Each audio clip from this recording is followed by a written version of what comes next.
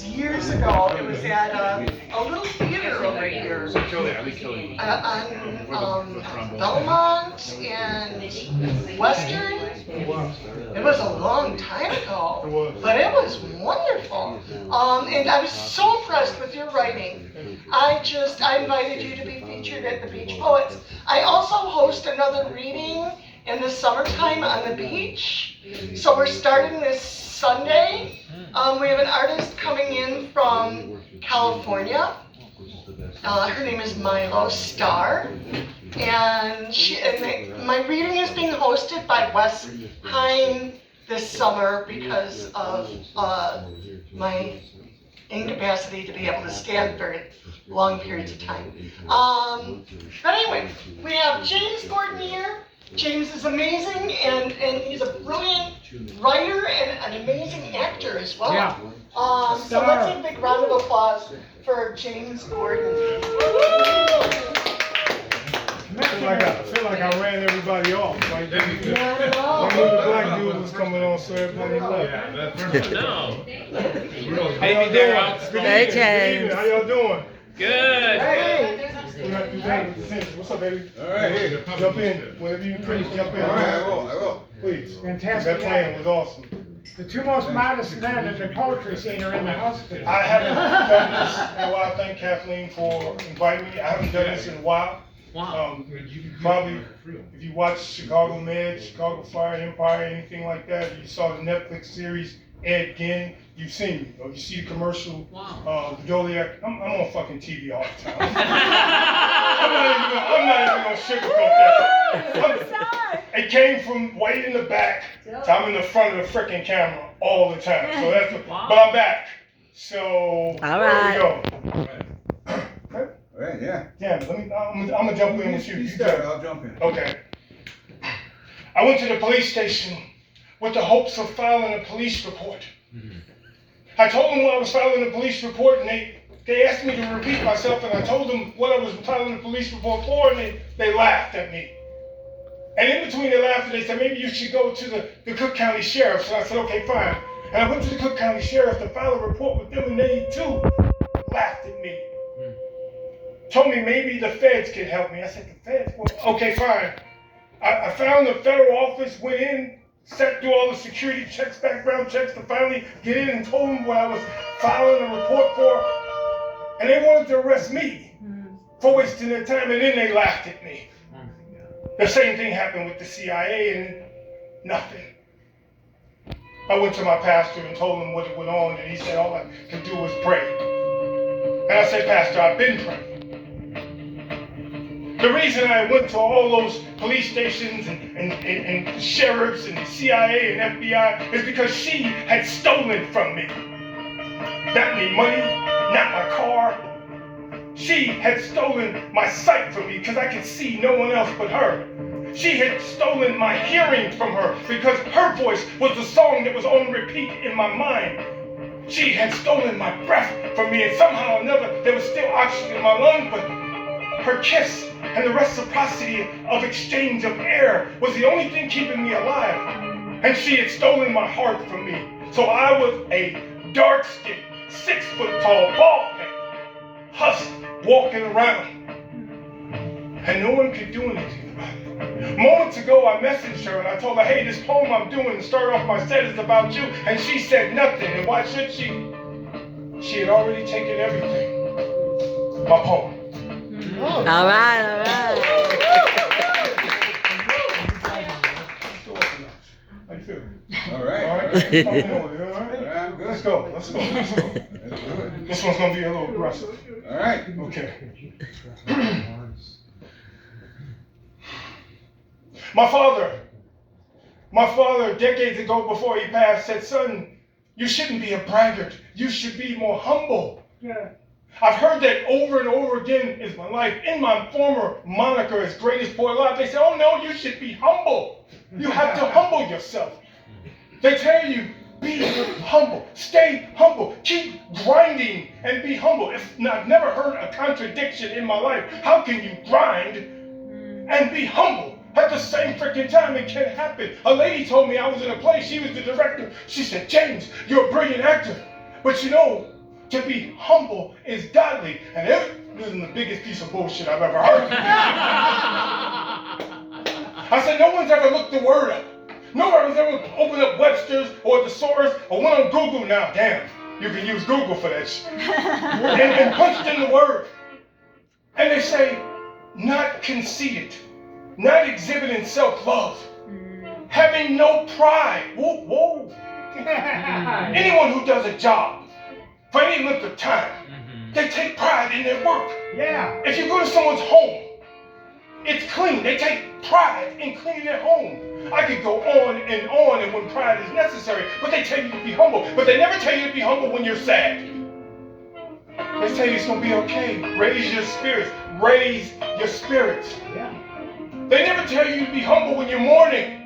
They said it's going to be okay. They only tell you to be humble when you're thriving, when you're accelerating, when you're moving forward, when you're moving upward. They never tell you that, except in those instances. They tell you to be humble. They tell you to stay humble. They tell you keep grinding, but stay humble. I say, fuck humble. I'm humble.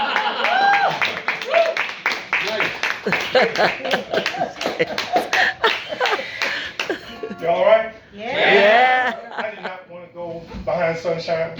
I really didn't.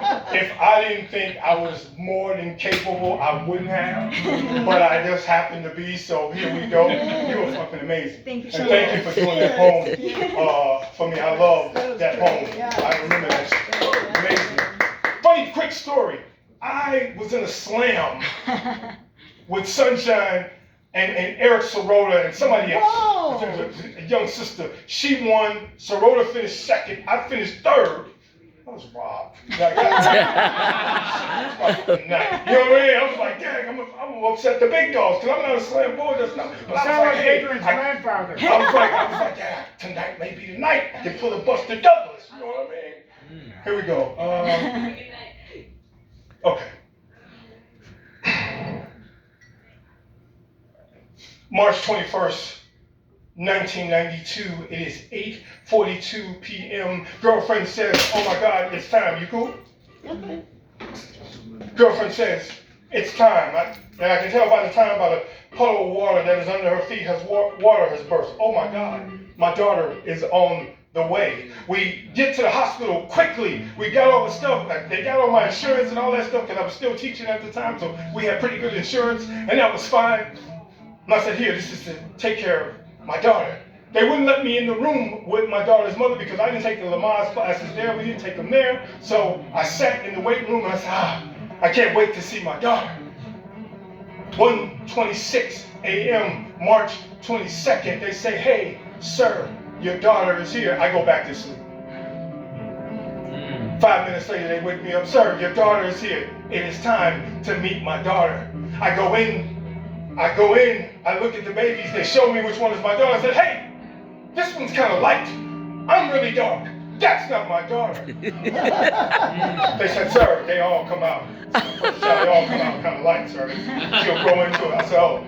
I said, hey, to my daughter. I didn't even know her, but I was loving my daughter. I would promise to protect my daughter, do anything for my daughter. Went home, couldn't wait to go back and bring them home, but she had to stay in the hospital 1 week, 2 weeks, 3 weeks, and I said, oh my God, Lord, please cover my daughter. There was something wrong with the valve from her heart. They had to replace it with a shunt, and this would be her history. Shunts replaced over and over. Lord, please cover my daughter. She comes home from the hospital, she goes to school. I'm so proud of my daughter. She does well in school. She does well in ballet. She's okay in basketball, but that's my baby. I'm still cheering for her. I am so proud of my daughter. She doesn't miss Father's Day being with me, telling me, making her card, getting her gift with her money that she got from me. Let me say that again. Getting the gift from me that she got with money she got from me. And that's cool because I love my daughter. 8th grade graduation, high school graduation, but before we get to high school graduation, she goes on prom. Oh, how beautiful is my daughter. High school graduation, she goes to college and she takes 2 majors. I'm like, whoa, what are you doing? And she works, she don't want to ask for money. Wow, so hardworking as my daughter. She graduates not once, but twice. Wow. Bachelor's and master's degree. And they said in grammar school she wouldn't learn that well. Fuck them, because awesome is my daughter. It begins again. The trips back to the hospital, not being able to breathe, heart not working like it's supposed to. Lord, please cover my daughter. The pandemic hits in 2020. We are separated, her in a condo, which she reminds me all the time, Dad, I live in a condo. I drive a BMW, Dad. Thank you for raising me and giving me insight. She is now the teacher of the year twice. So proud of my daughter. But during the pandemic, my daughter says, Dad, you know I cook really well. I said, yes, you do. She said, Dad, I'm going to teach you how to cook. So on Zoom, on Google Meets, on something called Duo, she's giving me cooking lessons. Woo! I'm learning so much from my daughter. The conversation comes late May, right before Memorial Day. Dad, I have to go into the hospital. They're going to replace the shunt for the final time, and then they're going to give me a new heart, Dad. I said, okay, Lord, please cover my daughter. June 3rd, she goes into the hospital. We're texting back and forth. June 4th, 2020, my daughter says, Dad, I would really love a corned beef sandwich on rye with fries and mild sauce and a Coke Zero. I said, sure. They serve that there? She said, no, you have to bring it. So with my mask on and a couple of shirts, the mask, the food, I sneak into the hospital. Well, I go into the hospital during visiting hours, and I sit with my daughter. I stay past the visiting hours, laughing and playing and joking and reminiscing with my daughter.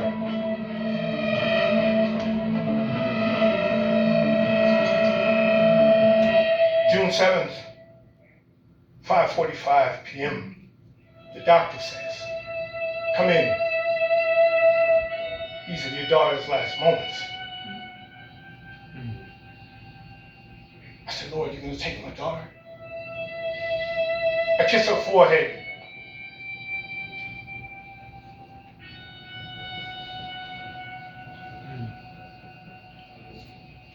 I kiss her forehead and I tell you, thank you for being my daughter. 8:45 p.m. June 7th, 2020. My daughter leaves this physical planet. Maybe, just maybe, if my account balances out, if my good deeds outweigh my bad, and I am allowed into heaven, just maybe, once again, I can see my daughter. Thank you, my poem.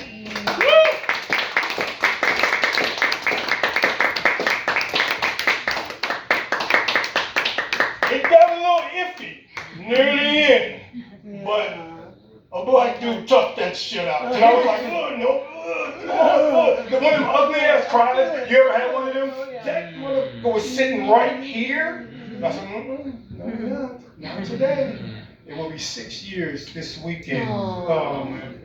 It's a funny thing, this life thing.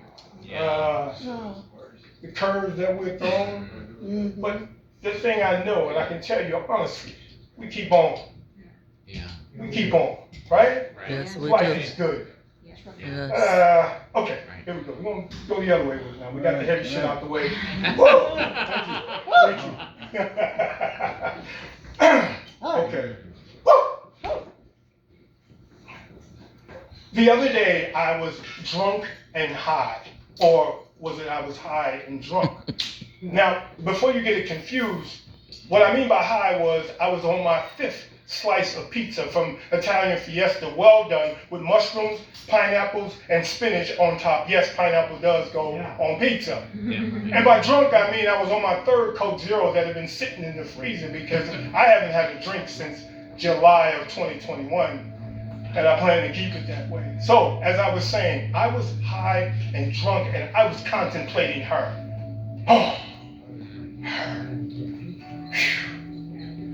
And as I was contemplating her, I thought of God because I stay in constant prayer. Even though I'm not in genuflection, sometimes I stay in prayer, walking, talking, swimming, lifting weights. I'm always praying because it's funny, since my daughter's departure from here to there and coming back as my guardian angel, I've gotten closer to God. So I contemplated God while thinking about her, and I imagined God with human features, specifically lips. And I imagined if God had lips, they were perfect. They were somehow full but not real big, and they would contour just right. And I remember, and I thought about with his lips, he could kiss consummately, softly, sweetly, genuinely. He could kiss. And I thought, if God had lips, and if God's lips formed a kiss, then that kiss would be her. And if she is God's kiss, this is what I told her. I said, if you are God's kiss, then kiss me often. My poem. Child. How am I doing? Great, you're doing great. About time for me to wrap it up? Yeah. I can wrap it up. I can wrap it up. All right. First of all, thank y'all for coming out. Oh, yeah. Thank you.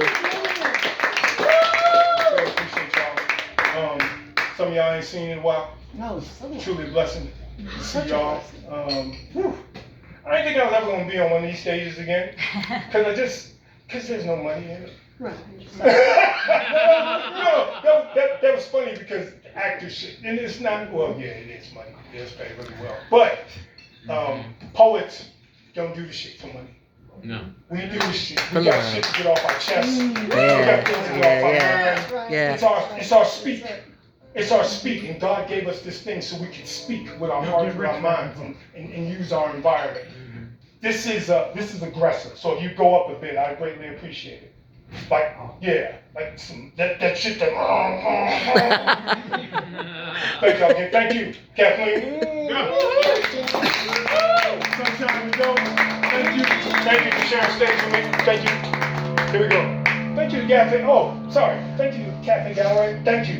I ain't been here in a while. I used to always love coming here. Especially y'all had great drinks. back. Thank you. Thank you. Ready? Let's do this shit.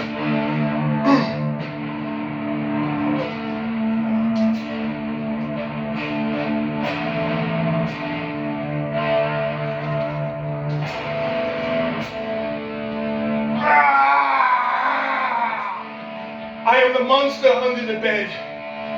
I am the boogeyman hiding in the closet. Except when you come with your friends to verify my existence, I am not there. But when you come back to get your coat or your jacket, I am the one smiling, snarling, saliva dripping from my teeth, handing it to you. I am Jason Voorhees, Freddy Krueger, Pennywise, and every time you think you have vanquished me, I come right back with another sequel. I'm Dr. Doom, Lex Luthor, the Joker, Clayface, Ubar, Thorn, these supervillains and the respective superheroes they battle in this consistent battle of good versus evil. And these are the metaphors of permanence that I share with you. I am Mephistopheles, sitting in the 13th level of hell with my middle finger towards heaven, angry still for being cast out. And I am the Almighty, looking down towards hell with disappointment, knowing that when I created Mephistopheles, I would have to cast him out. I am the bully, the bullied, and the bullied who finally stood up to the bully. And these are the metaphors of permanence that I share with you. I am the barbecue, and I am the flies that show up in the barbecue who want to land on your ribs or the potato salad. I am the gathering. Somewhere, somehow, there's going to be an argument, there's drinking. I am dark skinned. No matter how many times we've been chased, been persecuted, laws been created against us, dogs, sick dogs, we're still here. And the weather can't even do anything to us because all we do is put lotion, baby oil, or Vaseline on it, is right back normal. And these are the metaphors of permanence that I share with you. I am a dude who goes into his closet and pulls out his best Brooks Brothers suit. I'm wearing Brooks Brothers now because that's my favorite. His best Brooks Brothers suit. His shirt, his tie, shine my shoes, get in my car, go get it washed, to go to the gala I've been invited to. And I don't even know why I've been invited to, but hey, I'm going. And I see familiar people there. In that corner, Langston Hughes is in a cipher. In that corner, Nikki Giovanni is just spitting. And I bow my head in reverence as a gray-haired lady approaches me. She lifts my face by my chin, and Maya Angelou speaks to me and says, "My child, you are home." And I realized that all those nights I typed on my phone, all those nights I wrote in my pad, or I was out at dinner and I wrote on napkins, or I took crayons and wrote on something. All those nights I stood late at night drinking Coke Zero, reciting rhymes to someone who doesn't even exist. I realized my purpose and what God has given me. I am a poet, and these are the metaphors of permanence I have shared with you. My poem. Thank you.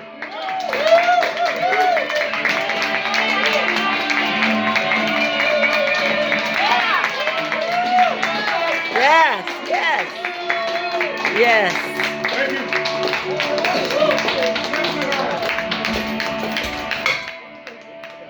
You gotta get back up there now, do you? I tried to get it on and Can you do this? Okay, guys, now it's time for you to put all your